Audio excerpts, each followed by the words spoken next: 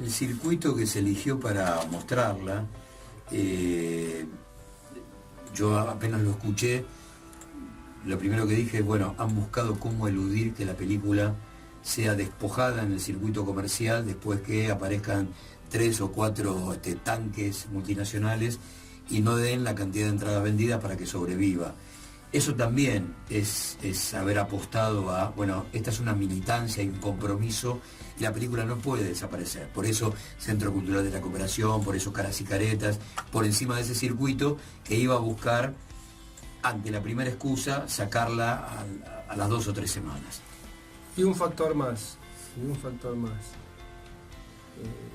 Tiene que ver con mi origen, con mi origen de cineasta. Mi nacimiento al cine no es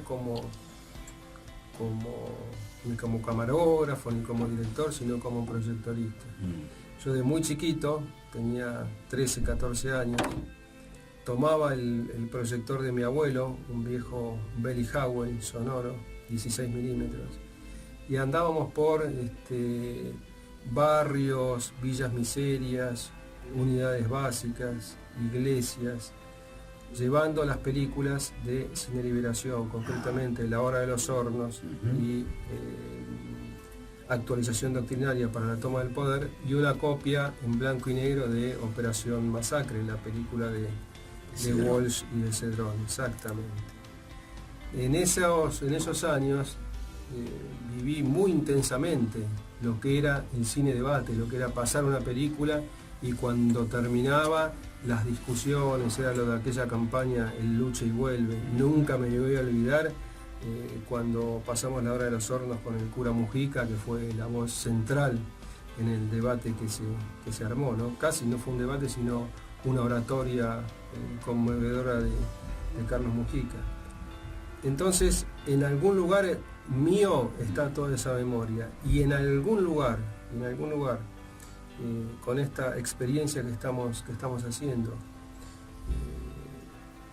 me sorprende profundamente, te digo de corazón y de verdad, la repercusión cuando por las redes largamos por primera vez el tráiler, que lo tomaron también los grandes medios, o sea, surgió por las redes, pero Clarín, La Nación, Infobae, todos publicando el tráiler, y cómo a partir de ese momento, y pensando nada más que en esas salas que vos mencionaste, empezó a aparecer un ofrecimiento de salas, de sindicatos, de clubes, de pedidos de proyecciones con nuestra presencia, de cómo pueden hacer, que me parece que estamos presentando en estos tiempos donde se cierran pantallas, la posibilidad de que se abran nuevas pantallas y que realmente la película tenga la difusión que merece, la memoria y la reflexión necesaria sobre el episodio de Santiago Maldonado. Una mezcla de militancia y resistencia, porque uno sabe perfectamente cuál puede ser el destino de la película si cae en manos de estos tipos en una sala comercial. Por lo tanto, ahí también la militancia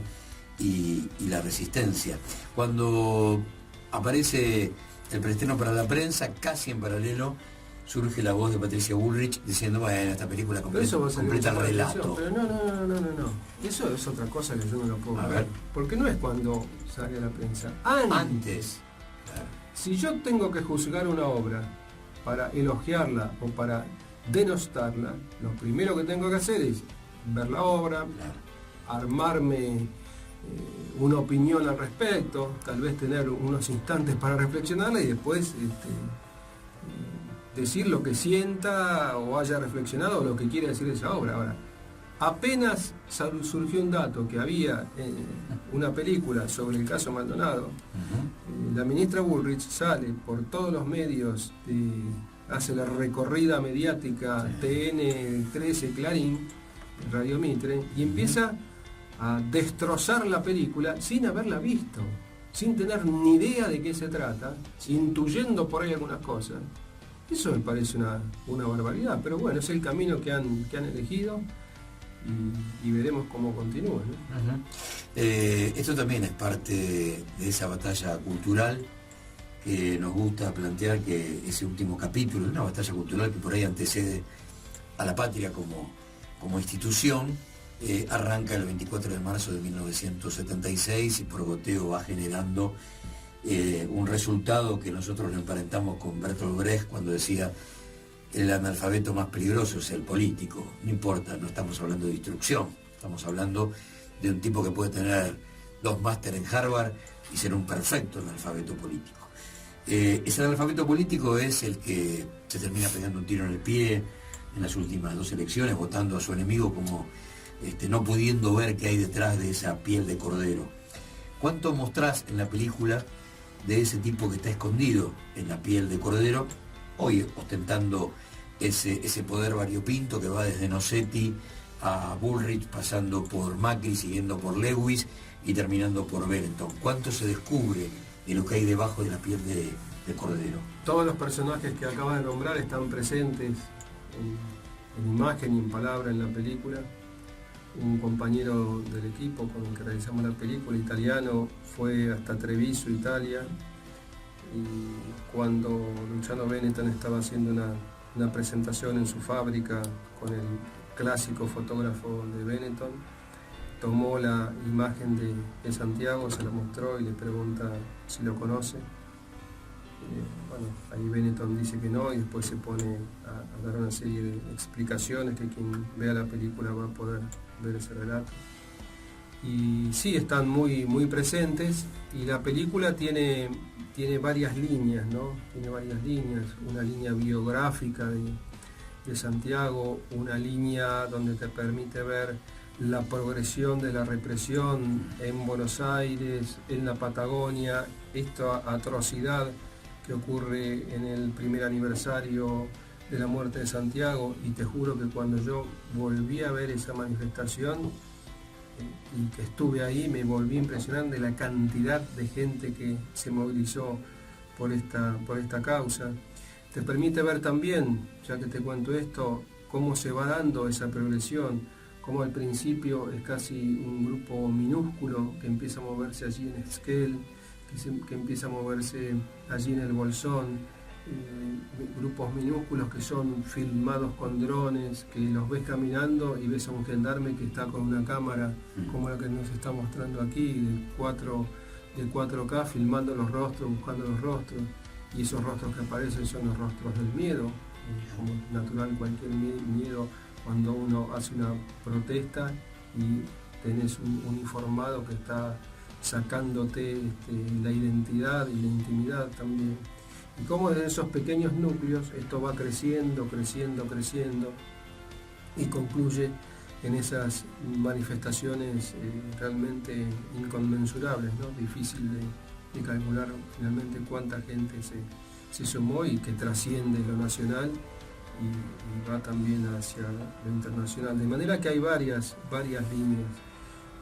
La represión en ascenso, la movilización en ascenso, el factor económico, qué es lo que mueve esto, cómo es esta lucha de la tierra, qué pasa con los recursos naturales, también está ahí metido, cómo defienden desde las distintas comunidades en su diversidad los mapuches, cuáles son sus formas de lucha para el intento de reconquista de esa tierra, de esa naturaleza.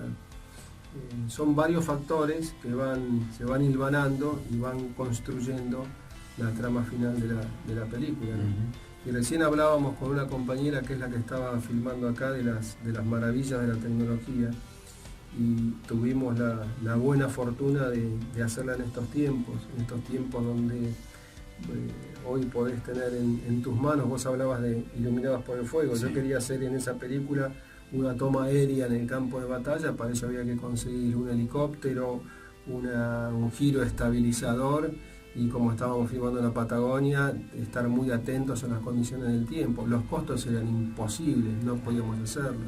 Hoy llevas a la Patagonia un dron que podés posarlo en la palma de tu mano, que de repente se eleva a metros y metros de distancia, y que te permite a vos y le permite al espectador, ya no como era antes, que poníamos la cámara en el trípode y nos aparecía la línea de la tierra y ese cielo inmenso. Nos elevamos como un pájaro, podemos mirar como mira un pájaro esa tierra, esa estepa, esas montañas, esas riquezas naturales, y cuando hablamos de la tierra y el cine es imagen, podés ver y sentir de la magnitud de lo que estamos hablando, ¿no? En el primer desembarco del neoliberalismo en la Argentina, 30.000 compañeros desaparecidos.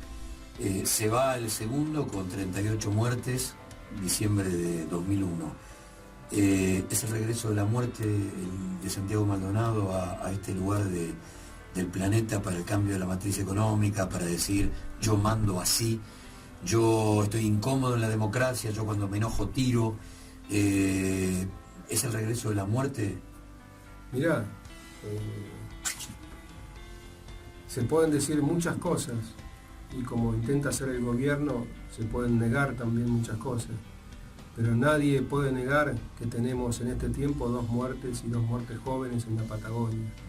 Una que tenemos que trabajar para que se esclarezca, como la muerte de Santiago, y otra que ya está totalmente clara, que es el crimen por la espalda de un joven tan joven allí a orillas del lago Mascaro. El otro día la escuchaba a la ministra negando esa muerte, diciendo bueno, que fue en defensa y que cuando las pericias, y miente, no lo indican así, que tenía pólvora en las manos y que se hizo eso en defensa propia. Me parece una verdadera atrocidad y tu pregunta es, bueno, en este proceso ya tenemos 2 muertes jóvenes ahí en la Patagonia y, como decía Atahualpa, ¿no? En nosotros, nuestros muertos, para que nadie quede atrás. Cuando mirás para atrás en tu propia historia profesional, política, las sensaciones del país 2003-2015, ¿a cuántos siglos están o están a la vuelta? ¿A dónde? Porque a veces, viste, hablamos con algunos compañeros y ciertas situaciones que tienen que ver con, oh sí, ¿te acordás? 2005, ¿no? Al Alca, y parece que estamos hablando de la Edad Media. Sin embargo, a ver, no hace tanto. O del 9 de diciembre de 2015, cuando 500.000 personas despiden a una presidenta después de 3 periodos consecutivos de una misma idea, y parece que estamos hablando de hace 200 años. ¿Dónde está eso en tu corazón, en tu cabeza? Bueno, para mí fueron años muy intensos. Los viví como una especie de, no sé cómo decirlo, de volcán, como esa turbulencias en las cuales uno entra y que es tanta la tarea del día a día que no te permite mirar la perspectiva, ¿no? Hoy estoy muy feliz de todo lo que hicimos. A mí me paran en el subte, me paran por la calle y agradecen todo el mundo cada encuentro. Tantas madres, sobre todo agradeciendo Paca Paca y todas las cuestiones que hicimos.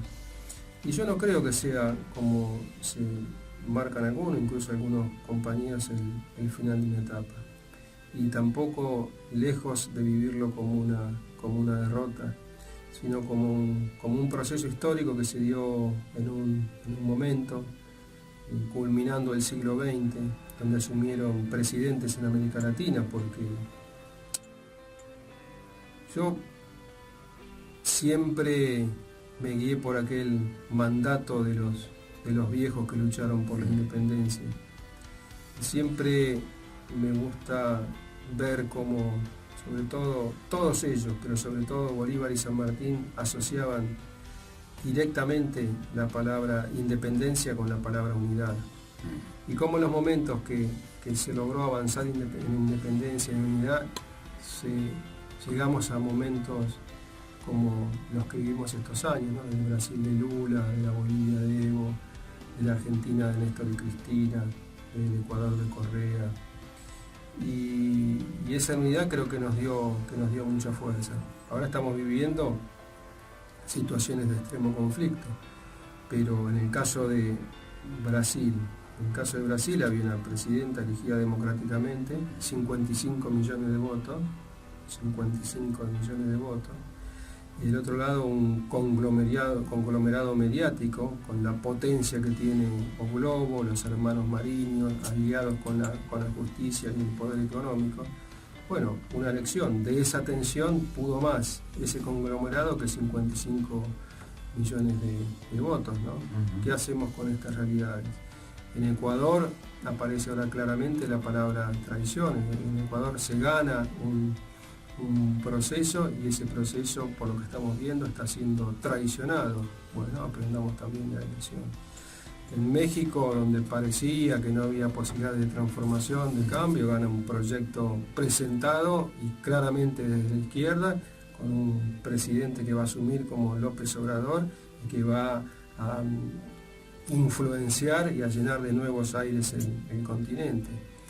De manera que, tratando de contestar lo que vos decís, no lo veo como una etapa que se fue, que terminó, sino lo veo como un tiempo, en lo personal para mí, te digo, como un terremoto de todos los días, estar en una vorágine que a veces, y esto es lamentable, no me dio tiempo para pensar por la necesidad de actuar inmediatamente, y deberíamos haber tomado algunas situaciones con mayor delicadeza y trabajar más en ellas. Pero yo lo veo como una continuidad de una lucha que estamos viendo, que estamos dando, y ojalá seamos capaces de... Ayer cumplimos un nuevo aniversario de la muerte de Evita, ¿no? Cuando entraba acá veía su imagen y que estaban unos afiches que decían levantar la bandera para llevar a la victoria. Y yo creo que se trata de eso, ¿no? De seguir levantando la bandera de los distintos lugares que hay, haciendo obra para llevar estas ideas que van cambiando en algunas cosas, pero que en su esencia son las mismas.